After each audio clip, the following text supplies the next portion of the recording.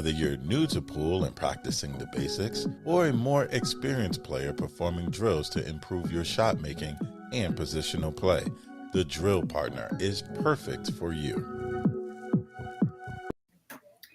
All right, Mike. Put the live scores away just for a couple minutes. Turn off the TV. Got to keep the live scores going, man. We got 10. We got I know. Hill match going with Marvin Assis and I don't know how to say that Vietnamese guy's name. BUI. I think that's to do with a lot of tattoos. I think I forgot his name. Call him Tap Man. Yeah, because he's that dude's sleeved out, So, Mike, it's been a hell of a morning. I got up early, and then I was like, you know what? There were some great matches that were on deck. The Federer and Jonas one was a little juicy to start off with, at least from like on paper. And then you know what? I'm just gonna crash back up because I've been getting up like at 4:30, 5 o'clock every day, and going for a run and starting off early. And I said, you know what? I'm gonna go back to bed because I'm worn out from the week. And then when I got up at about 7:15 ish, then I saw things are starting to tighten up a little bit, Mike. And I want to get your first thoughts on what jumped out at you from this morning's matches. Well, I mean, a couple of things. Obviously, Max Lechner taking Josh out, and good for Max. I mean, he's a great player, and he's been close a lot of times. Last year or so, he hasn't kind of taken the next steps we thought he was going to take, but this is a big win for him, obviously.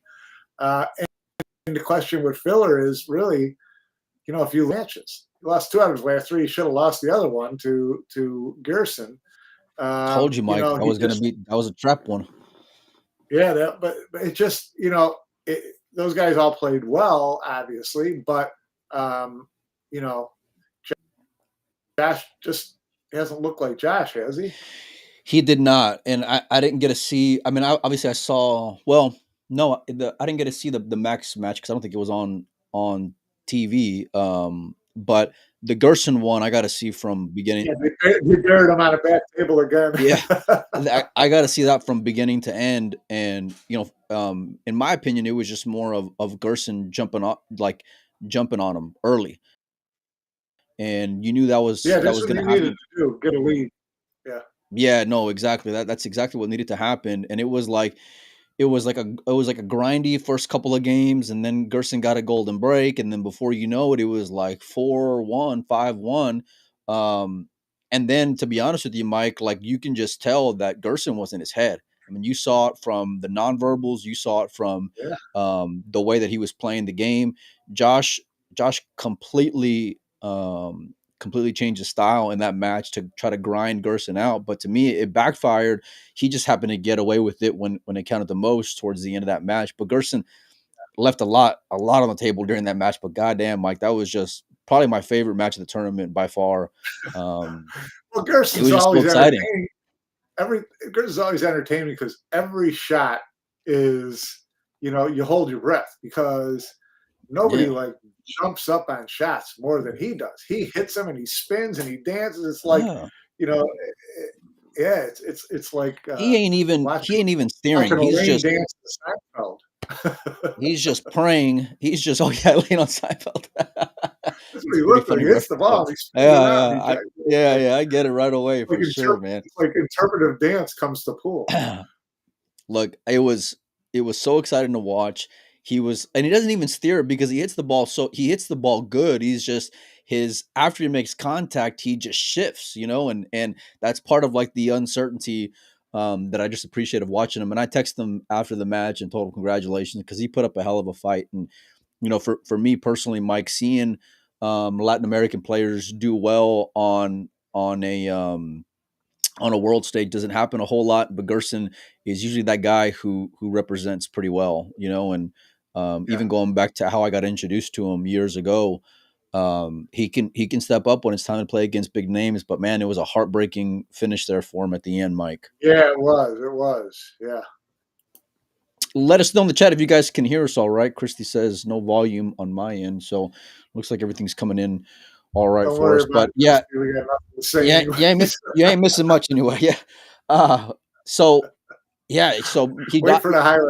he dodges one from Gerson, and then Max coming with we always have that expectation from him, but in the last couple of years, to me, he's always been like that in that 6 to 7 range as far as guys looking in on Yeah. Team Europe, and then it just seemed like he decided to, I don't want to say take a step back, but just he was at the same in the same form that we had been used to seeing him at for that stretch of 2 years or so.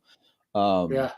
but Yeah. kudos to him. Mike put Josh away by far the biggest wave of the tournament. You know what I mean? In terms of a top player going out. I mean, we know Copini went out yesterday as well, but Yeah. yeah, man. Where do you think Max can finish at though, Mike? Well, a lot of it depends. Well, you think a lot of it depends on who his next match is against, but It's you Federer, know, Mike. He robbed us of a Federer filler well, I match mean, in round I'm 32. trying to figure out where he is in there, but he plays Federer now. Yeah. If he gets through that, then he would have Mario or Oliver. But yeah, I mean, he goes from the frying pan into the fire with going from Filler to Federer. Can he keep it up? I mean, he wasn't, um, he wasn't in a huge lead where he let it almost slip away. He was only winning 8-7. He ends up winning 11-8. So he closed the match strong. You see a lot of these guys, sometimes they'll pull off these updates, but they kind of limp to the finish line. Obviously, Right. But obviously, he didn't do that. So, good for him. Yeah, for sure. And this is where, like, in this next round, the advantage of TV table experience is going to weigh heavily in Federer's favor. I mean, like on paper, Federer's already going to be the favorite, but Federer's I think all but maybe one of his matches, or I think all but one of his matches have been on TV table. Yeah. So it's like that what that does for him in terms of confidence is going to be massive.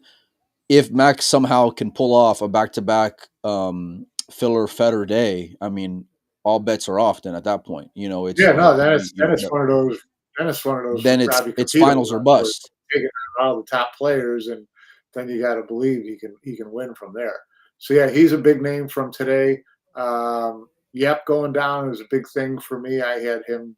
I really thought that he had a good chance to win this. He was really, really been one of the top 2 or 3 players in the world for the last 6 months, 6-8 months. So I really had high expectations of him. He lost 11-10 to Ignacio, so that was a big. That was a big. And there was some drama there, Mike, because Yap was up. Yap was up pretty big in that match. I was scoreboard watching, obviously, and he was up something like 10-7, something like that, and he could not close the deal. I'm kind of scroll through here. There it is, right there, Ignacio.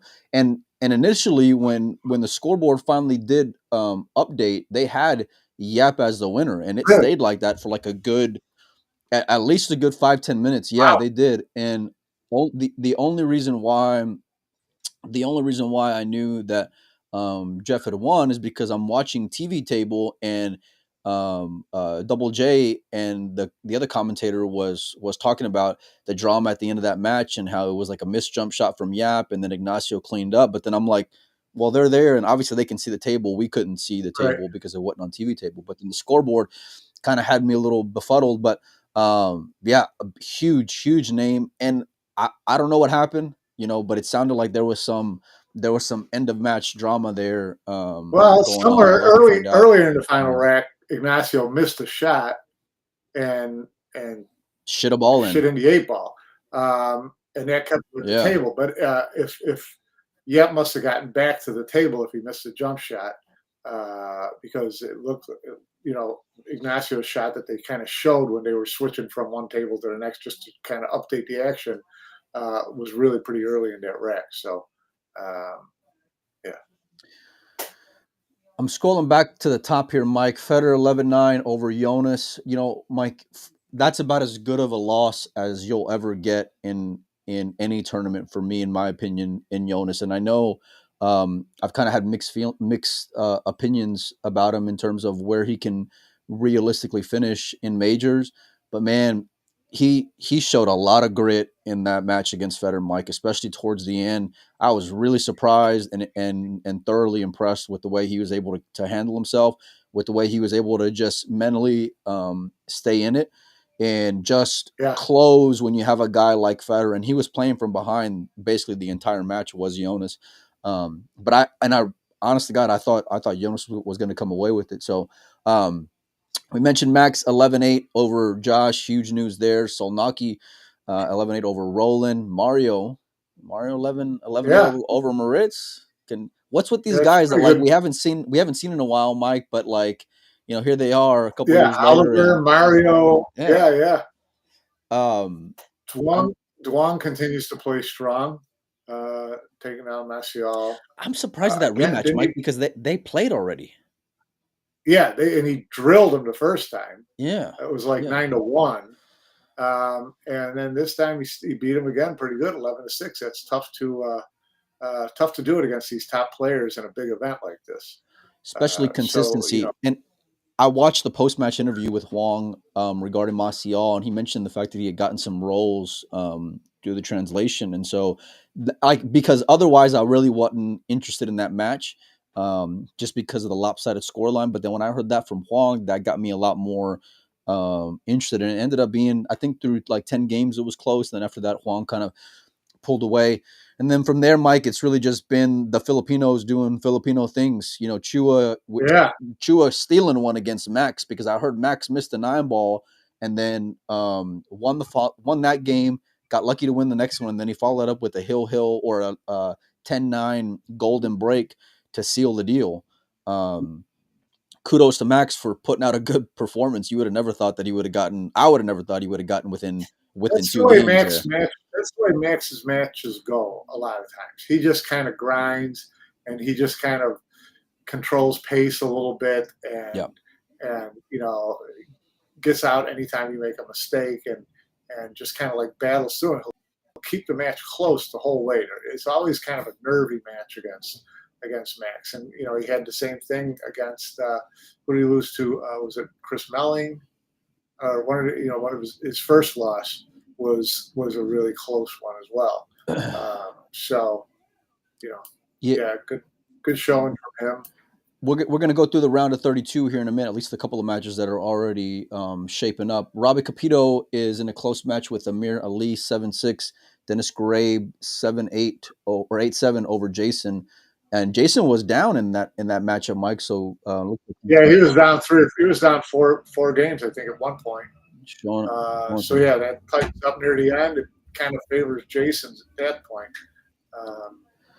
But Yanni Yuski, you know, I think you just like saying that dude's name, Mike. I realistically think I do. Well, I met him a couple years ago at the U.S. Open in Atlantic City, the first year that they had it there.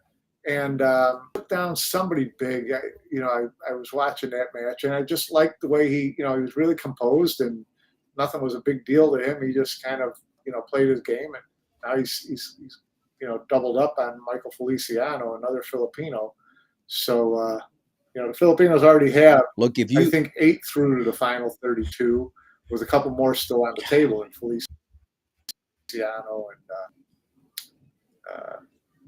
Well, this is you brought up that Robbie Capito type run, and I'm not saying that beating Feliciano on the round of 64 is akin to it, but he was the one who sent Filler to the 1-loss side was Uski, and Feliciano X44 is a real solid Filipino player in his own right, Mike. So with what it's looking like back-to-back wins for Yanni.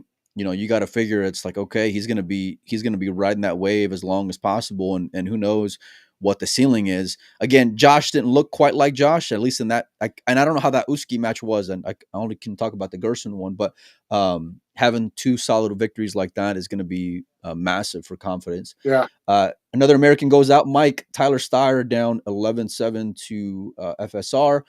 The 2 boys from the Netherlands, Mark and Marco. It's pretty brutal, man. 7-3. Marco's up. How good do they got to roll? How bad do they got to roll, rather? SVB, Mike. He stole one against Nayuki. That was a comeback for Shane. I thought he was going out. I didn't see it. I don't know how far down he was, how far behind he was, but you could tell by the way that he reacted after winning that it was he really had to push his way to the end on that match. So, last time I saw him react like that after a big comeback was when he beat Mika the last time he won the World Championship. Yeah, you never really see him let out emotion like that, especially like in a round like this. Yeah. Like this is supposed to be like the one where we're gonna see if Shane can get going, because we already expect him to be in that position. And no disrespect to Oi, but I thought it was gonna be a pretty comfortable win for Shane. I think Oi got to the hill first, and Shane ended up having to come back. And he came to his credit, Shane came with a great out there to end it. But it was, I was really surprised, Mike, and who knows, like if maybe Shane can kind of ease off the pressure on himself and find some kind of break, because I know that he's struggling with it, then who knows where he can be. And we all know his pedigree, like in the overall. James Aranis sends David Alcade home. Mike, I don't want to say it's shocking, but David's a real decorated player. 11-4, pretty convincing win there for James. We've seen his matchroom skill set in the past, especially on a World Cup of pool. But yeah, that's a huge win for DD, Mike, for sure. Yeah, and our boy Victor, he had a nice draw into that round. I mean, obviously Sarah beat Albin, but I didn't like her beating two guys like that in a row. Victor got a pretty nice pick there, but now he gets Carlo. Scrappy win for Carlo, 11-9 over Melling. And I saw a post on Carlo's social media, Mike, where he had mentioned, well, actually it was Nikki, his wife, that had mentioned that he may be battling some like cold issues or something along those lines. So maybe something to kind of keep an eye on to see if he can fade that at all, because he's going to have a real tough test. And I'm going to bring up the round of 32 here in just a moment. My computer is being a pain in my ass. Let me see if I can bring it back up here, Mike. All right, we mentioned Max and Federer. Mike, Oliver versus Mario. Huang still waiting on an opponent. Let me see if I can cruise on down here, because the bottom's kind of come together pretty well. Waiting for SVB's matchup. Bernie Regalario, my pick to win it early, still in it. He survived a close one. Kachi and Patrick Gonzalez. Ko Ping Chung. Mike, he looked as strong as ever facing Mohamed Sufi on TV table. Mike, I don't know if you got to see that match at all, but he looked like U.S. Open little Ko, But again, Carlo and Victor, Ignacio and Fortunsky, some huge matchups coming up this afternoon. Who are you keeping an eye on, Mike, in terms of players that maybe will not survive the day? That will not survive the day. Well, it's just they're all really great matches. I want to see them all. Really, I mean, I'm dying to see Bernie Regalario. I want to see how deep he can run. Kachi's been kind of, living dangerously this whole event. Right. Patrick Gonzalez doesn't have a lot of fear in him, so that's going to be, based on the way Kachi's been getting through these matches so far, I would expect that one to be close as well. I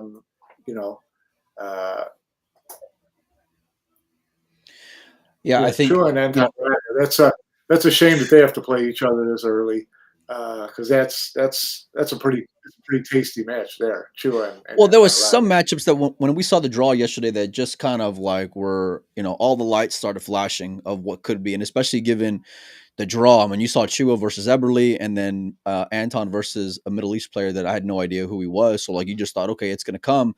But we also, no disrespect to Max, I also thought the Filler and Federer matchup was about as good a seal deal as you can ask for. I've stopped taking that approach. We did that a couple of years up. Pretty good to play each other next round, and both of the guys never happens that way. Jason's now tied with Dennis Grabe at 8-8, Mike. So he's more than came back at this point. Robbie Capito and Amir Ali at 7-7. Sanjin and Little Kachi 5-3. I like Little Kachi coming into this tournament, but I know Sanjin's been dealing with a lot. Obviously, a talented player.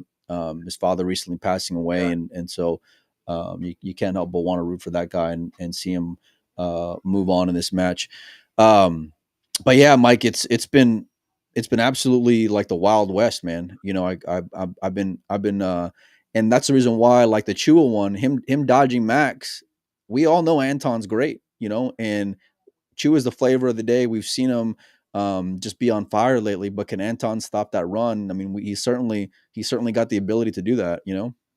Well, and certainly the comfort level. I mean, anytime guys from the same country play each other, and they've played each other a million times in every kind of, mini tournament, practice session, whatever it is, there's the comfort level to me always favors the underdog. Um, so we'll see what happens in this match. I mean, we've seen it happen in other matches with other countries who play each other. When some young German guy plays, Moritz or Josh or whatever, and they Yeah. run him right to the last game. It's I think a lot of it comes from that comfort level of having played with these guys a bunch of times. Yeah, Another Filipino moves on, Mike. Marvin Assis is into Marvin. the Yeah, final. he was down. He was down 10-8. They got 9 players through so far, Mike. 9 players through 32. It's crazy. Felipe was in within 2 games now, and he was down 4.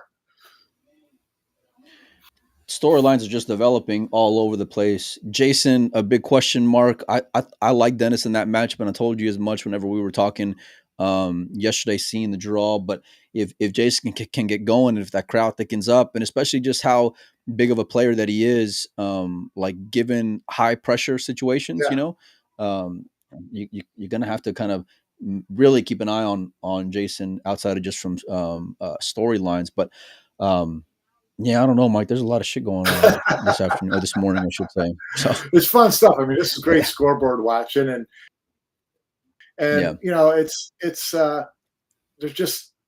it's more fun to watch in an event this size, right? I mean, if this was the European Open, I don't know if we'd be talking about a lot of these secondary matches with as much intensity or whatever is in this. So. The magnitude of this event just makes these more fun because these guys are, they're trying to be history makers. They're trying to make their deepest run. They're trying to win their biggest, prize. I mean, once you get to the next round, you're looking at 7, then 15, then 25. If you get in the final 8, you're 25 grand. That's a tournament win for most of these guys. Yeah. So, there's so many factors there, Mike, and obviously the prestige of it, certainly the money, the life-changing money for a lot of these guys, and that now I'm like, oh man, I'm one step closer. And then by the way, as you're progressing in this tournament, then you see, fuck, Josh is out. Tell me Federer didn't love hearing that, and so and he tried to downplay it in his interview. Oh, did he? I didn't get to see it. Well, the match was still going on then, and he said he didn't really care who he played in the next match. They're both going to be tough, whatever. That. Oh, I call horse shit on that, Mike. 100%, 100%. He 100% would rather have faced Max. But with the same hand, you better be careful what you wish for, because if Max is breaking the ball as well, and again, the volatility of the tournament, you don't know what can go and happen. Max is going to be on the TV table for the first time. And the break's been a little bit funky. Yeah, massive. So, Federer's been on it a bunch of times. So, slight edge there, right? Yeah, Mike, but I've been seeing a lot of these. There's issues with referees and racking the balls, Mike. I've seen it from overhearing things on streams. I've seen it from private conversations with players. And it just seems to have become more and more obvious as the event has progressed. I know I even saw it during the after the Filler and Gerson match yesterday as well. There were some conversations regarding the rack, and and that part's going to be interesting because, listen, a lot of these guys have comfort and security and confidence, for that matter, because of their break, and rightfully so. They've earned that with the way that they've prepared and how they can execute that critical shot. And so to not have that safety net underneath you, it really makes guys shake a little bit. Plus the fact that, hey, there's maybe a lesser named player that I'm playing against. So many things are weighing into it, Mike, for a lot of these guys, mentally as much as just a tough draw will allow.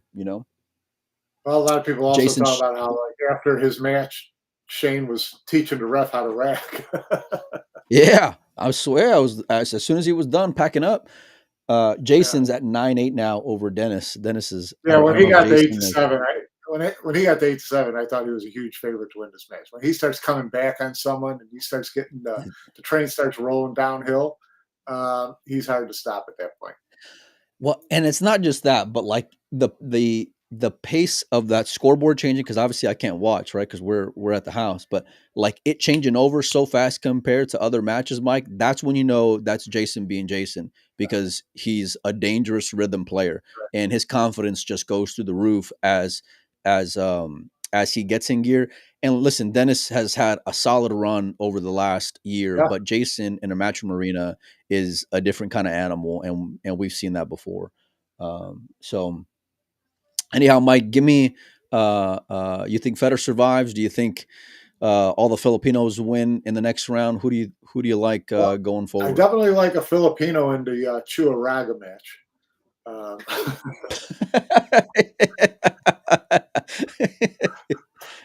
I bet heavy Like on I that. think, No, the Filipinos. I said before, before the event started, you and I had a little show, and I said I picked 5 Filipinos into the final 16, and now they've got 9 into the final 32, although 2 play each 32. other. So you got eight shots. One Filipino is going to get into the 16.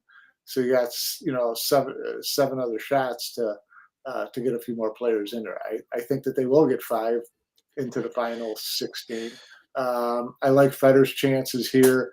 I like Federer's. I like right now. I'm looking at. I like Federer's half of the bracket. I like if he can get through Max and he gets the winner of Oliver and Mario. If he gets through that, then he's running into like a Jeffrey Rhoda or a Duong or someone like that. It's going to get tougher every round. But he's got to look at the road ahead and think. If he can get his breakdown, he's going to be tough to beat You know, we we we in that half of the bracket. we mentioned So him not being tested. Well, he's tested today, and yeah, him being able to dodge what the first matchup, because that Jonas one was dangerous given how Jonas had been playing, yeah, and I know there was still a lot of question marks, and it lived up to the hype as much as it could be in that matchup in a round of 64. But like now, Filler's out, so you're playing Max. But like if you can fade today, then it opens up, because then Federer not only has TV table experience, he's a defending champion. You got potentially guys who don't have any of that, that are going to be looking in that round of 16 and potentially that round of 8. So you're gonna really love Federer's chances from there. There's a comment in the chat from mentioning Chua. I'm sorry, Didi. He's got a tough matchup with Mickey in the round of 32 as well, Mike. That's going to be really telling for Reyes Cup points and for Mosconi Cup points for both those guys. So just so many yeah. things to kind of pick apart there as the rest of the afternoon gets going. But man, now that Max beat Josh, that's the one I want to see. I really want to see Federer and Max, and yeah, I don't know. It's gonna be a good afternoon, that's for sure. It should be. So, you got anything else, Mike, before we get out of here? No, just good to just kind of catch up and survey the landscape and see where we're headed. Yeah, for sure. I'm just everywhere I look, there's so many things. The Filipinos, they got some tough matchups, Mike. Kachi against Gonzalez, that one's going to be extremely difficult. Victor and Carlo, that might be sneaky good. Victor, Carlos a world Should be a champion. really good. Victor should be a Yeah. really good match. Yeah, Mike. 2 Taiwanese players, Ko Ping Chun and Wu Kun Lin. You guys can check out the scores on WNTLivescores.com. You guys can check out the stream at WNT TV. All 3 channels have been banging out all morning long. Everything's been smooth that I've been able to see, Mike, since 5 a.m. the last couple of days. So Yeah. if you haven't bought in before, go buy in now, because the matches are only going to get bigger and better and more exciting. And even the ones you think on paper maybe are not going to be that great are still fire and end up with a lot of drama and back and forth, So, anyhow, Mike, appreciate you for coming on. We'll try to do something either a little later on today or tomorrow for sure. You guys enjoy the rest of your afternoon, and